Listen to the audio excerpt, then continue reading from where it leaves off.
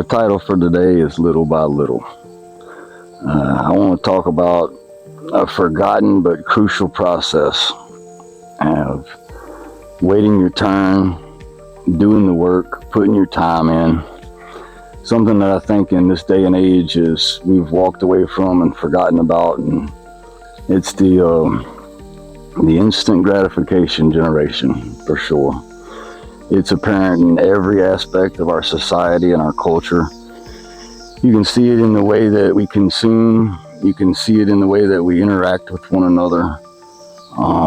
Right down to the way we care for ourselves, our physical well-being and our mental health.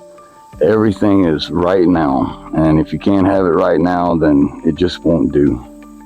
And I think that we're all the worse for it. I think that our society and our culture is sick. It's suffering.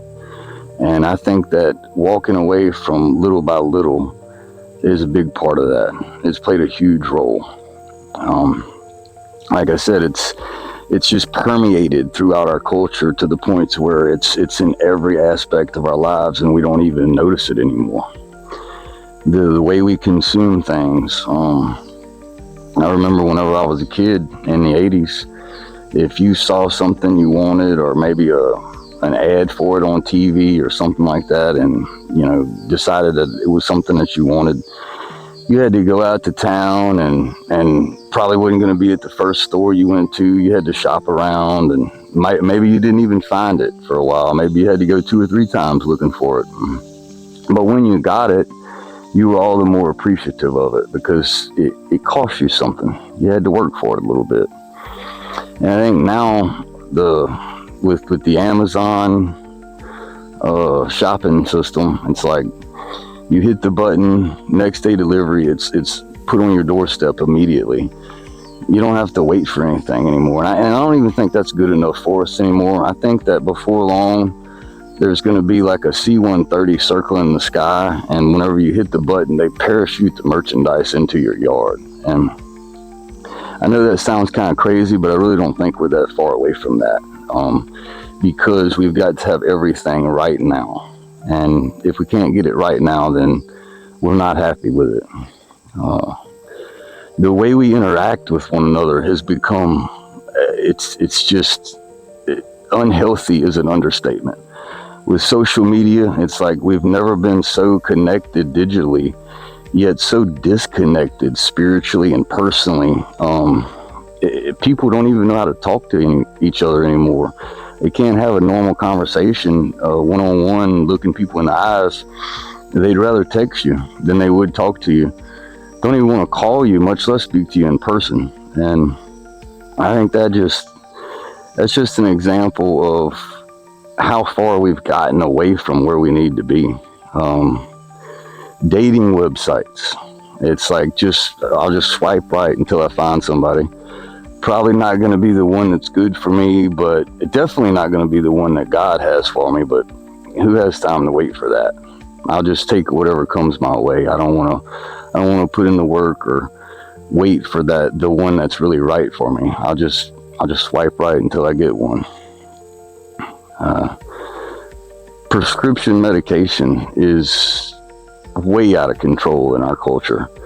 They give us Adderall to keep us up, and then when we can't go to sleep, they give you Xanax to bring you back down, and it's all just a cycle. And the doctors don't care about us or our health anymore. All they care about is making money and pleasing the pharmaceutical companies who are paying them off.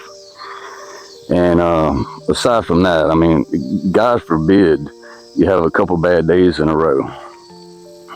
People just run out and hop on antidepressants now, and it's like, don't worry about meditating and doing some introspection and working, tweaking little things about your habit and your routine to try and facilitate growth. It's just all about, I don't have time for that, just drug me, doc.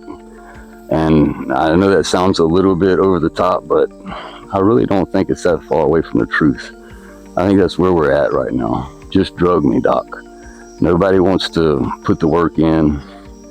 Everybody wants this existential fake happiness that it's a disease, and it's poison in our society. Little by little is what I want to talk about today. It's a It's a long forgotten concept, but an important one. It's worked good for us for a long, long time. And ever since we've walked away from it, we're suffering. Depression's off the charts. The suicide rate is off the charts. We've probably never been so privileged or protected or lived in so much comfort and luxury throughout the course of human history. Yet people are taking their own lives at a record rate. It's just madness. And a big part of that is we've forgotten that it's important to put the work in. We failed to realize that the instant gratification is never going to give you what you need. And that's what I want to discuss today. We'll be in Exodus chapter 23, starting with verse 25.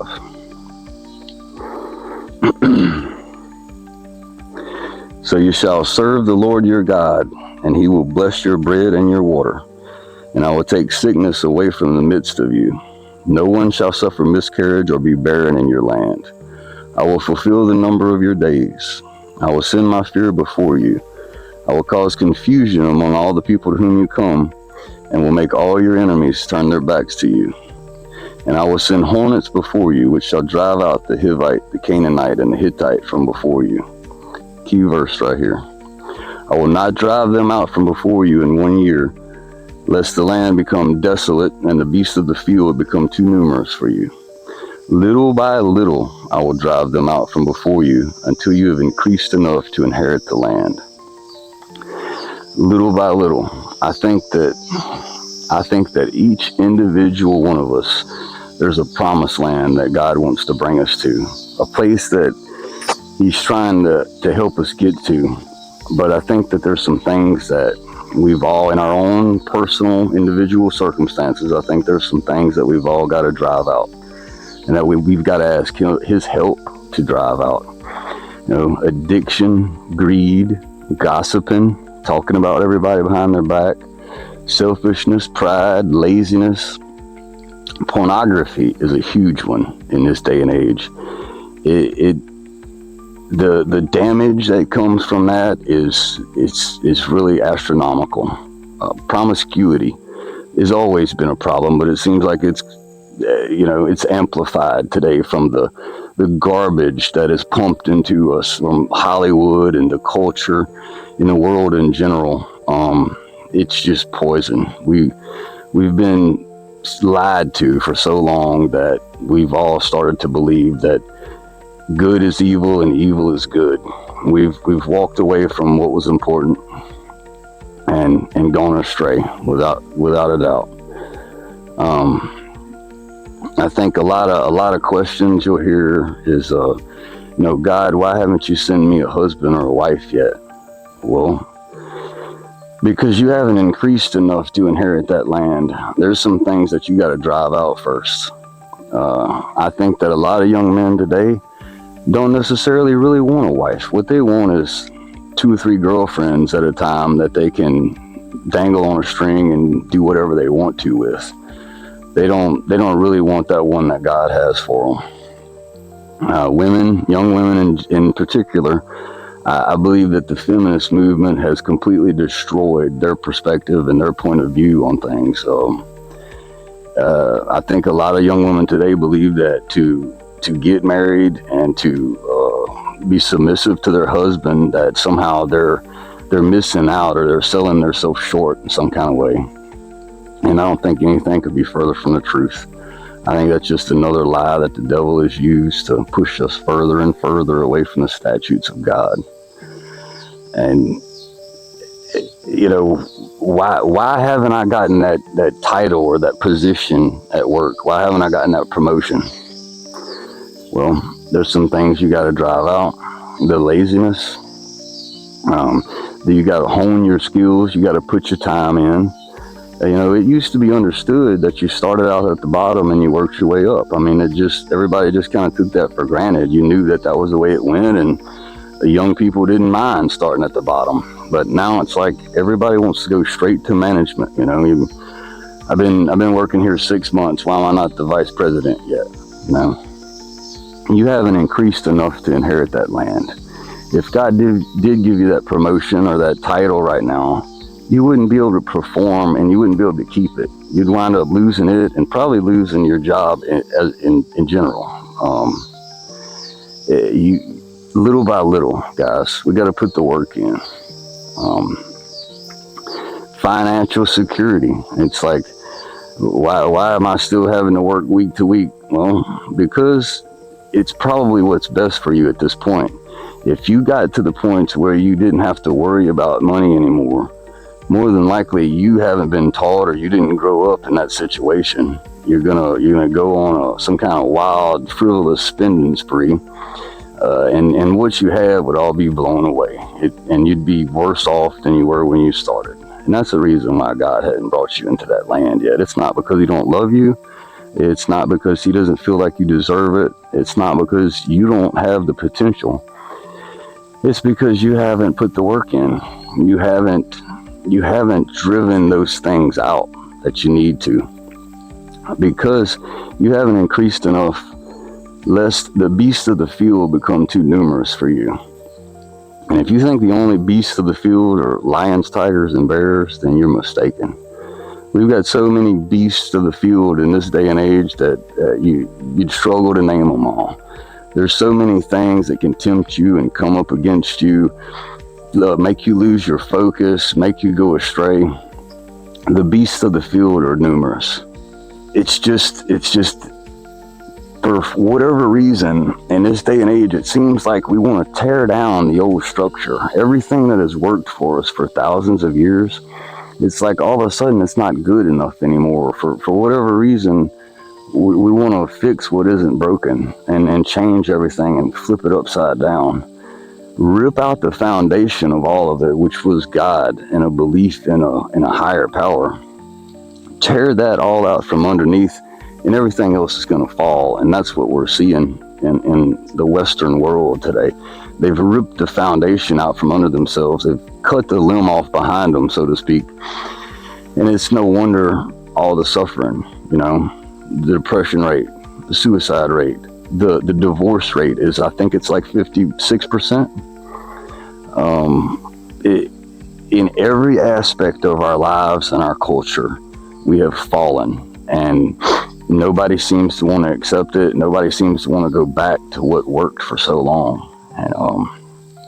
And God has that promised land. He wants to bring you into it. He wants desperately for you to have it. But we've got to wait until we've increased enough. We've got to put the work in. It's a promise. He said, little by little I will drive them out from before you until you have increased enough to inherit the land. And here's the promise. And I will set your bounds from the Red Sea to the Sea of Philistia, from the desert to the river. For I will deliver the inhabitants of the land into your hand, and you shall drive them out before you. Notice, until then, he's saying, I will drive them out. I will drive them out. But here he says, I will deliver them into your hand, and you will drive them out. It's a process. Once you've gotten to that point, it's like you're never gonna be okay without his counsel and his advice and living under his authority. But when you get to that point to where he can kind of turn the reins over to you a little bit, so to speak, you'll know it. And that's when you've increased enough to have what he wants you to have already in the first place. That's the promise. Now here's the warning that comes after. You shall make no covenant with them, nor with their gods. They shall not dwell in your land, lest they make you sin against me. For if you serve their gods, it will surely be a snare to you. What happens is, in some cases, you put in all the work. You've driven out these bad habits. You've honed your skills. You've gotten to the points where you want to be in life. And you start to think that you did that yourself. You start to think that, hey, I don't need God anymore. I don't need the one that got me to this spot in the first place. I can handle it from here. I'll do it on my own from now on. And that's when everyone falls. When you start to think you can do it on your own, you might as well go ahead and plan on giving up right then.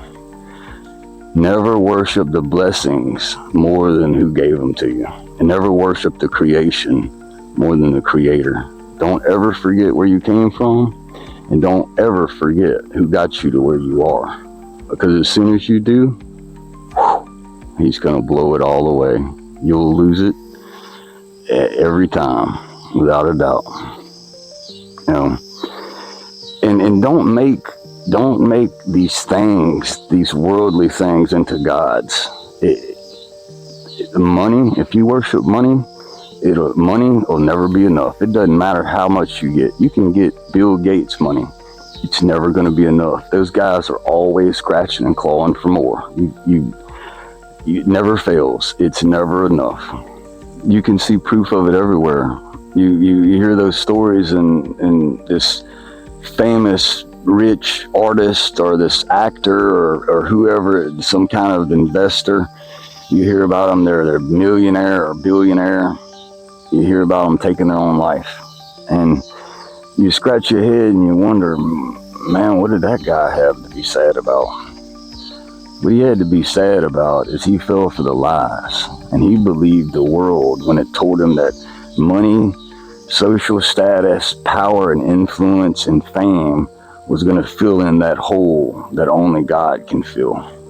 And whenever he got there, when he got it all, everything everything that the world had told him was going to make him happy, when he got it all and he realized that, hey, you know what, after all that stuff I threw in that hole, I'm still just as empty as I was when I started, then he's even more depressed because he doesn't know what direction to turn to. Hey, I did everything the world told me to, and I'm still not happy.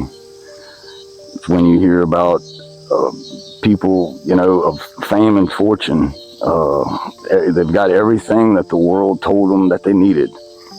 They take their own life, or they become basically vegetables because they're over medicating themselves on drugs or antidepressants or whatever it may be, and they walk around like zombies for the rest of their life if they're even lucky enough to have a life. Never forget who gave it to you, and don't worship the world. Forget about the world. Let the dead bury their own dead, and you follow Jesus. Thank you for listening. We'll see you next time.